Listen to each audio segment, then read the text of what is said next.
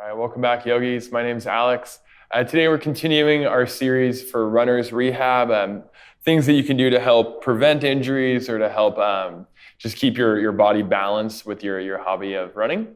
This class will also be acceptable for non-runners, but it's definitely targeted to help out with some of those overused running muscles. And it'll be more of a gentle stretching class than a really vigorous strength building class. We'll be using a strap. If you don't have a strap, you can use a towel that's long enough to help with some foot and hamstring stretches. We'll be using blocks, 1 or 2, and I'll give you some options to play with either. If you don't have blocks, you can use pillows for what I have planned, or if pillows aren't really accessible, you want a little bit more intensity, if you have a foam roller, the foam roller will work just as well. All right, keep your toys handy so that you don't have to get up to grab them, and let's lie down on your back in a shape we call half Shavasana. So you make it to the ground, bend your legs so that your feet are flat. Bring your knees together or comfortably close and separate your feet maybe 6 to 10 inches. So hip width with the feet or a little wider. Hand placement is up to you, maybe over your heart and stomach, or if you want to take up some space, reach the arms out to the sides. Relax your jaw. Close your eyes. Just one time, take a long breath in through your nose.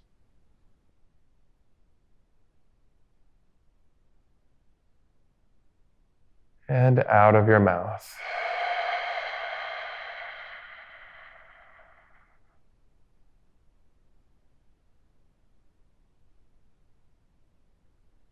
Nostril breathing, inhales and exhales through your nose for the rest of our practice. Let's enjoy a few to get into a rhythm.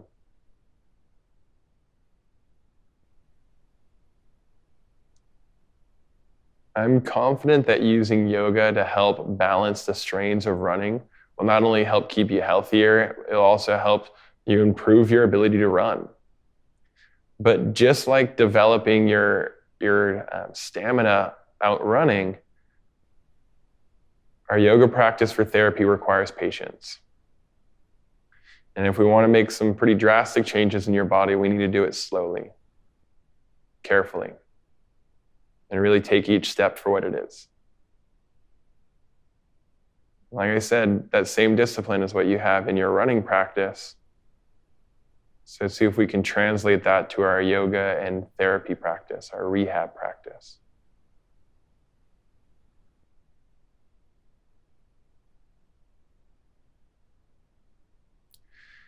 Winter moving pose, right leg. Bring your right leg in, interlace the fingers, grab the shin close to the knee, or you can grab the hamstring with the bent knee. Straighten your left leg to the floor. Bring your right knee a little wide, and then hug it in towards your outer ribs. So you don't feel a pinch or a collision. You feel a nice smooth glide within the hip. Visualize the top of your right thigh bone sliding into the back of your right hip socket. Press through your left heel, tighten your left thigh muscles, and zip up your lower abs. Allow your shoulder blades to be a little heavy and give the back of your neck plenty of space to be natural and comfortable. 3 more breaths.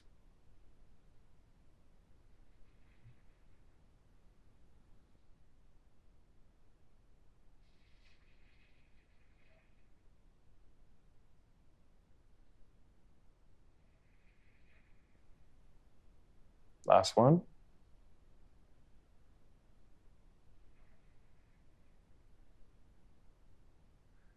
Change, switch out the legs, set the right foot on the floor, bend the left knee in, grab it.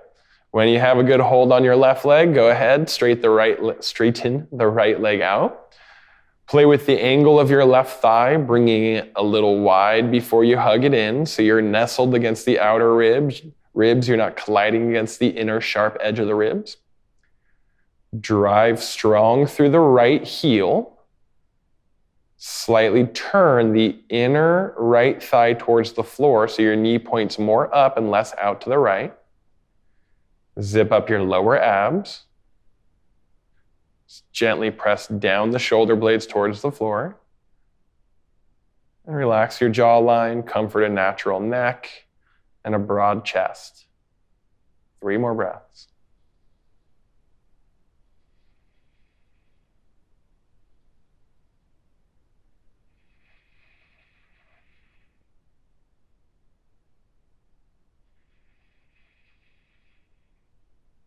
Last one.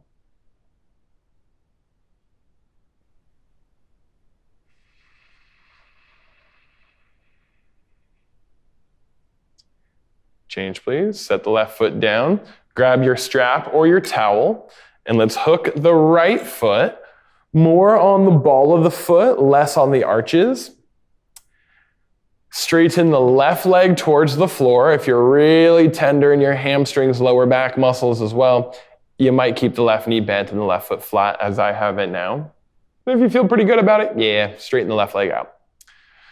All right, the top leg, however, let's probably keep a little bend in that one. Most of us runners, it's helpful to keep a little bend in the knee most of the time that we do hamstring stretches, just to encourage the pressure to be long throughout the backside body and not isolated in subtle parts, 1 or 2 parts. Press the ball of your foot into the strap evenly with the big and pinky toe side. Drive up with the heel a little so your calf muscles lengthen. A little bend in the knees is helpful for that as well, to not over lengthen the calves. Reach the bottom of your right hip away from your lower back. Reach your right sit bone towards your left foot. Shoulder blades heavy, back of your neck long. 3.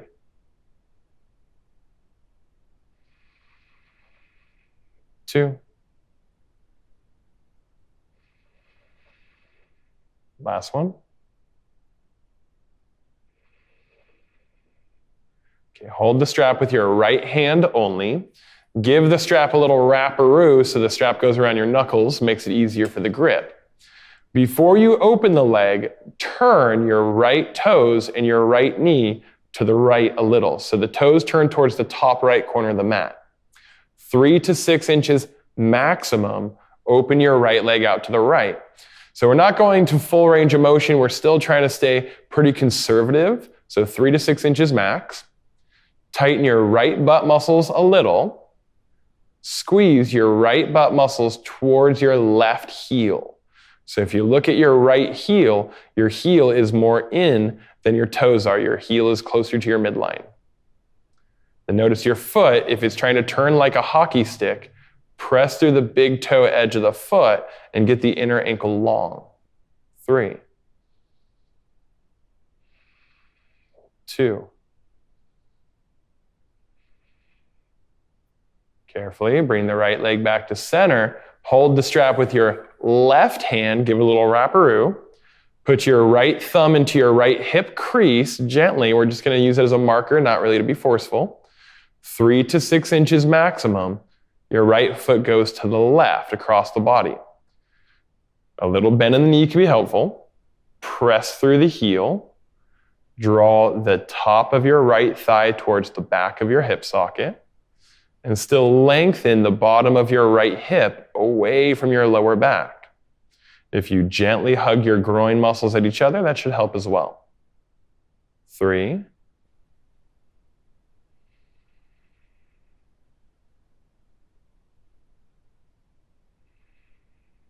2. 1 more. Should be relatively fatiguing.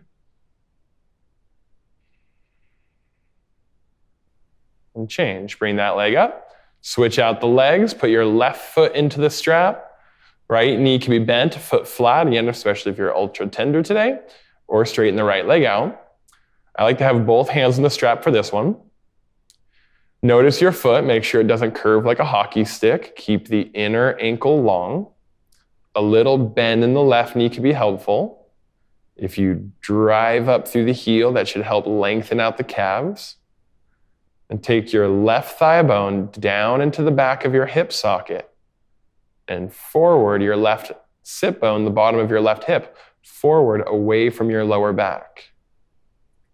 If you imagine that your pants have a belt on it, try to keep that belt pretty much parallel with the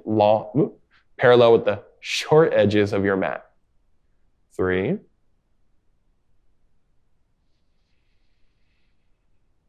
2. 2.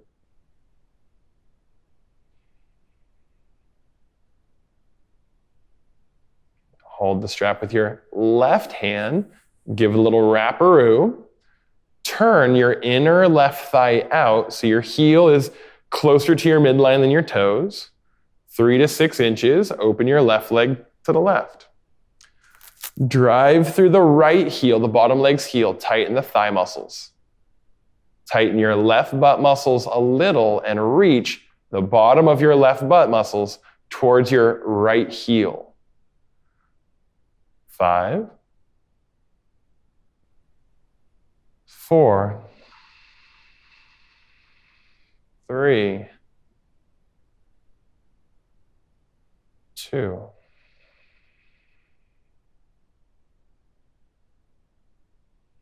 Bring the left leg back to center. Your thigh is at neutral rotation. Your toes turn back. Hold the strap with your right hand. Cross the body 3 to 6 inches maximum from where the left leg was to where it is now. Left thumb into your left hip crease as a reminder to stay heavy in the hip, not a forceful reminder, mind you. Press through the left heel. Press through the big toe side of the ball of your left foot. And feed the outer left hip towards the floor comfortably. 3. Gently hug the groin muscles towards each other.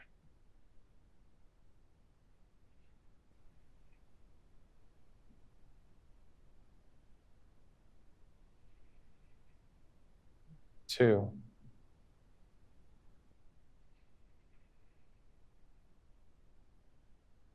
One more.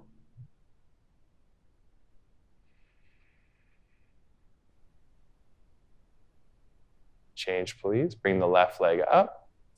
Unhook the strap. Set the foot down. Bend the left knee so your left foot is flat. Cross your right ankle over your left thigh. Keep your left foot on the floor. Left hand on left hip. Right hand kind of palming the right thigh.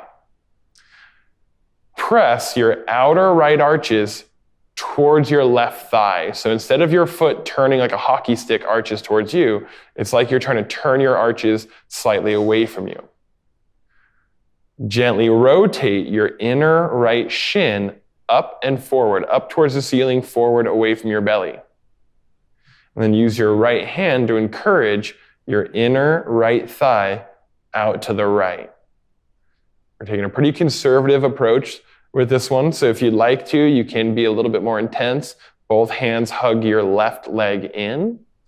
But I think for many runners, just going slow and steady with the pressure can be really effective. As the top of your right thigh is energetically reaching for the right, the bottom of your left hip is energetically reaching away from your lower back. 3.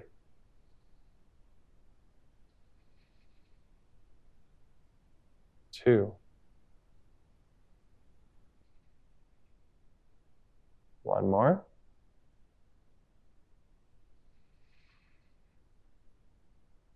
Change. Right foot down, left ankle over right thigh. And the tendency for many of us is to invert the ankle. If you notice how my arches are trying to turn towards me, and that's going to leave your knee and your ankle a bit vulnerable, and it's going to put the pressure in places we don't really want. So imagine your arches are turning out. Turn your inner left shin up. Use your left hand and turn your inner left thigh out. Reach your right butt cheek away from your lower back as your left thigh stretches and reaches for the left side wall. And your right hand is on your right hip as a gentle reminder to stay anchored.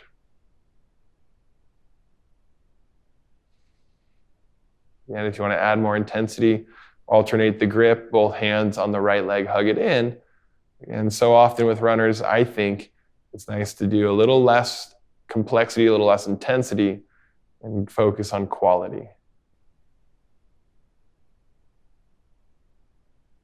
Notice the texture of your breath.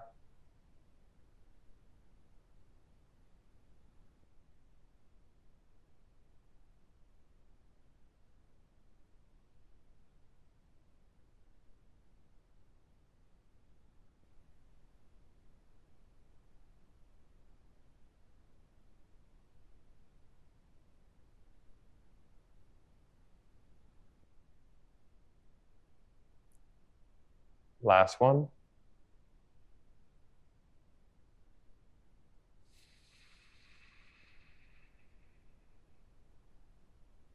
Cool.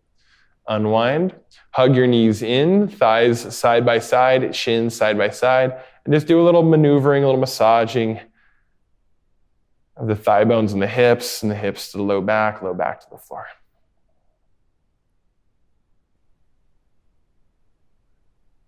All right, so be mindful, if this next one causes cramping, then unwind your legs and just bring your legs together side by side. Reach your arms out like airplane wings. Wrap your right thigh over your left thigh, cross at the groin. We call that eagle legs. Scoot your butt a little to the right to help prepare. And drop your legs over to the left. Now, I got to lift my right shoulder up to get my hips into a stable place. If you do too, it's probably worth it. When your hips are comfortably stable, then gently encourage your right shoulder blade towards the floor. Please don't force anything in twists. With your groin muscles, gently hug them towards each other and treat them like gears on a clock. Gently spin them inwards. And we're breathing. Lower abs a little strong, lower back feeling spacious, jawline soft.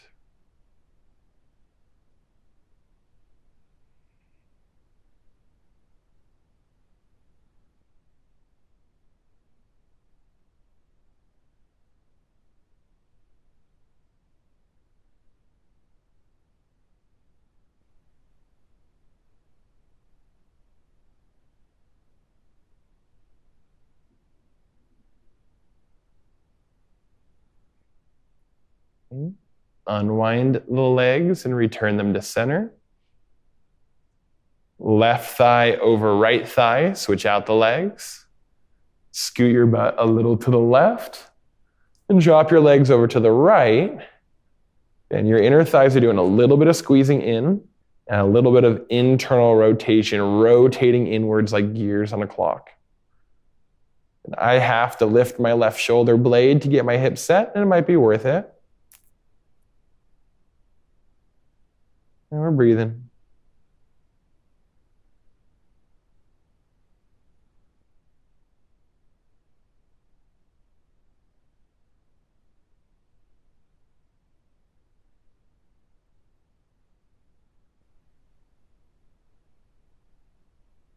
Observe the quality and texture of your breathing. If your breathing is really noticeably restricted, you're probably pushing too far in the posture. Relax your expression. Consciously relax your face and your jaw. 3, 2. And carefully bring your legs back to center, unwind. Move intuitively, give your thighs a little space, open out the legs, move them around like egg beaters. Just curious and caring in your choices.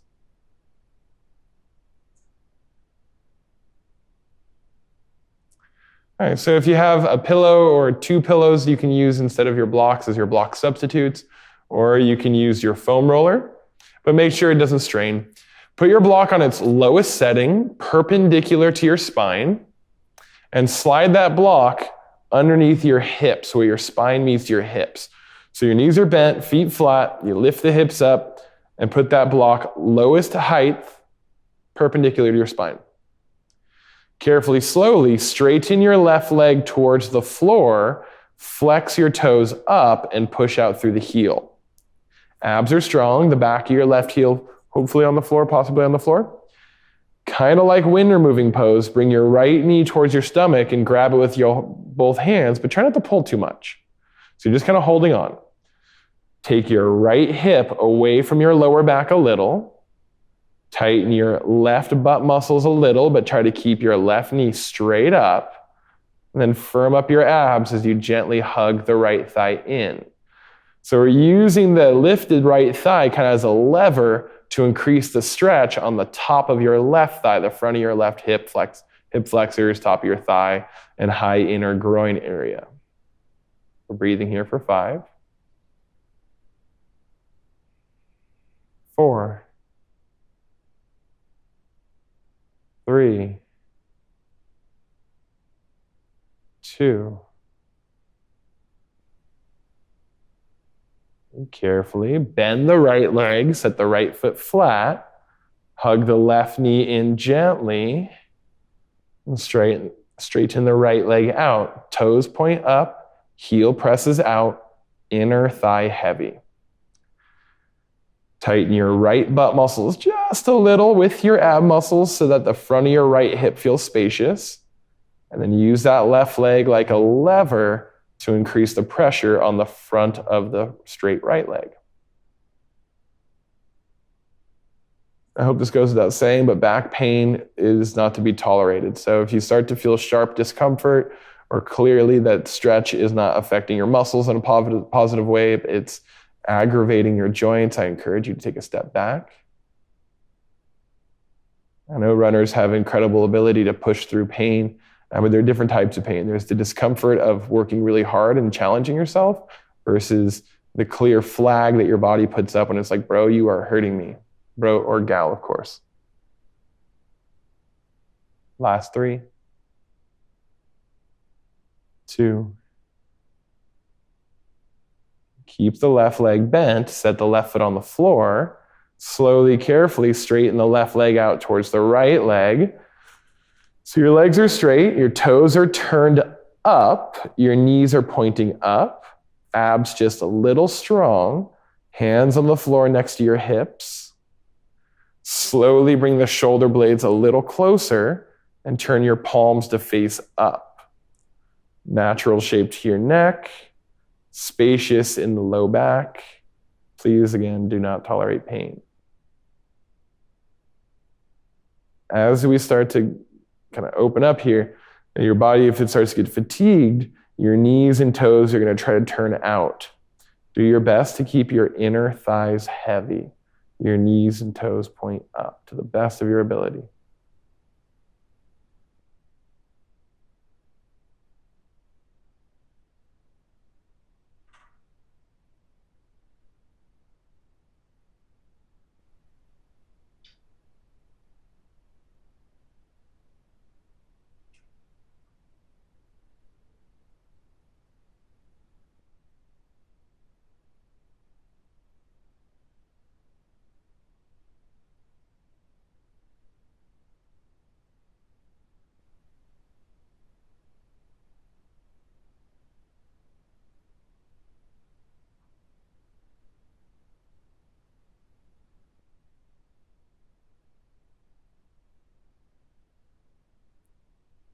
Slowly, carefully, tighten the abs. Bend your knees and connect your feet to the floor. Lift your hips off the block, get the block out of the way. Reach your arms out like wings, and just like you have skis on your feet, slowly windshield wiper side to side on the skis.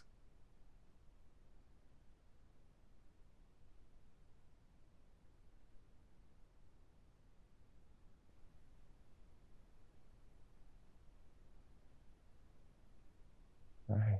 Take your time, roll onto your more comfortable side, left or right, and press yourself up.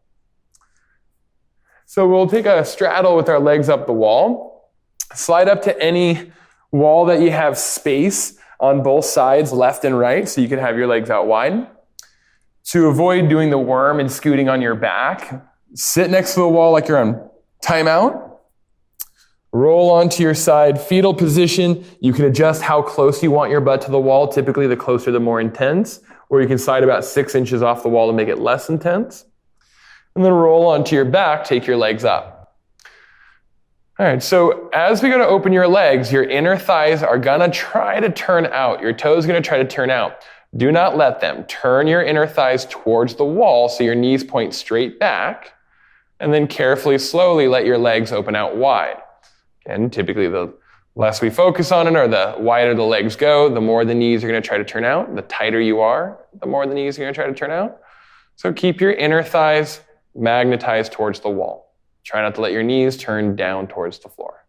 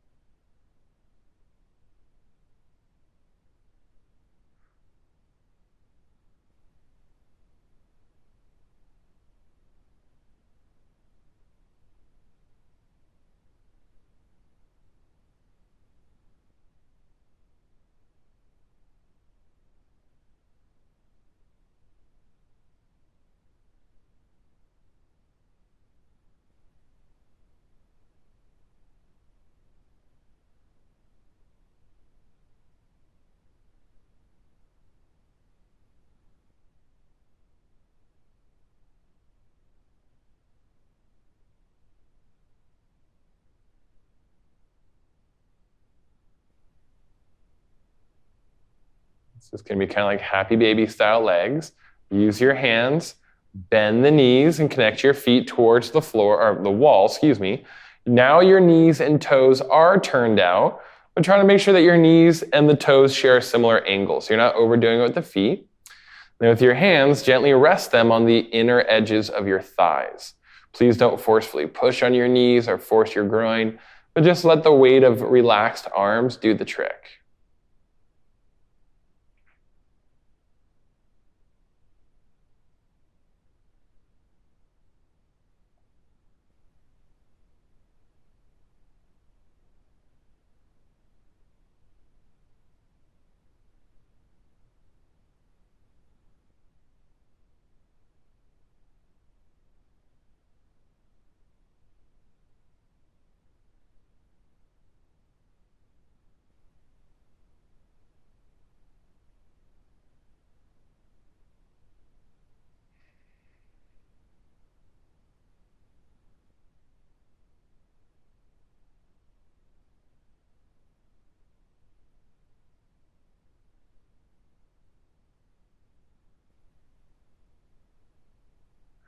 Use your hands. Help straighten the knees out a little and then bring the legs together. Roll over to either side. And press yourself up. Cool. All right, so we have one more optional chest opener. It's just a nice way to open up some of your pec muscles and some of the front side shoulder muscles that get really tight in our running stance. We can use 2 blocks. If you don't have 2 blocks, I'll show you a trick to use your mat. So we'll use 1 block on middle setting for your head, 1 block on low setting for your shoulder blades. You're going to sit in front of the 2 blocks, and there's a little gap between them. Use your hands to help lower your shoulder blades to the block, the low block. Use your hands to help move the head block so that your head could be comfortably on the pillow block. Now, what you'll see a lot of is people tilting the block and trying to balance on it. I promise you the block will move if you just lift it and move it. Make sure it's flat on the floor so you're not tilting on the sides. Leg situation is really up to you. So maybe goddess pose, maybe straight legs, maybe legs crossed the shin in what we call Sukhasana or an easy pose shape. Whatever feels intuitive. Reach your arms out to the sides, palms faced up. Do some adjusting with your shoulder blades, allowing them to come just a sliver close. And if you feel this too much in your lower back, chances are you either need to change your leg positioning or you need to move the lower block higher up. Get less mid to low back, get more shoulder blade, more support. Now, if you're new to this shape, maybe spend 3 minutes here for the first week or 2, build up to 5 minutes, eventually up to 10 minutes. If you've been practicing this shape for a while, then yeah, maybe up to 10 minutes. If you do not have blocks, here's what you could do instead. If you do have blocks, just stay where you are and enjoy yourself as long as you'd like. If you do not have blocks, we can use your mat, roll it up and create kind of like a foam roller. So what you'll do, like I said,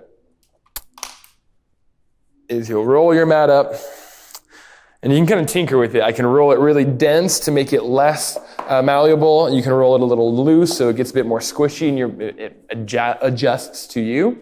You can roll it really thick for more intensity. You can only roll portions of the waist for less intensity. Because this is a pretty thick mat, I'm only going to roll up maybe 80%. That's going to be running long ways with my spine. I'm going to sit in front of it. I'll line up my spine on the mat so that my butt's on the floor, the back of my hips are on the floor, my lower back has a natural, comfortable arc to it. My head is on the mat. You might even use a pillow or a towel to get your forehead higher than your chin. Or if not, no worries. Just bring the chin in towards the throat, not down to the chest, but into the throat. Reach the arms out like wings, palms faced up, and enjoy a similar experience as being on blocks. Now in this position, I like to have my knees together, feet flat and separated. It just really works well for my lower back on the mat specifically. So regardless of which chest opener you chose, on your mat or on your blocks, enjoy yourself. Breathe through it. Notice the little shifts of energy, the little tingles, and the little refinements that happen around your connective tissues as we relax in these supported passive stretches.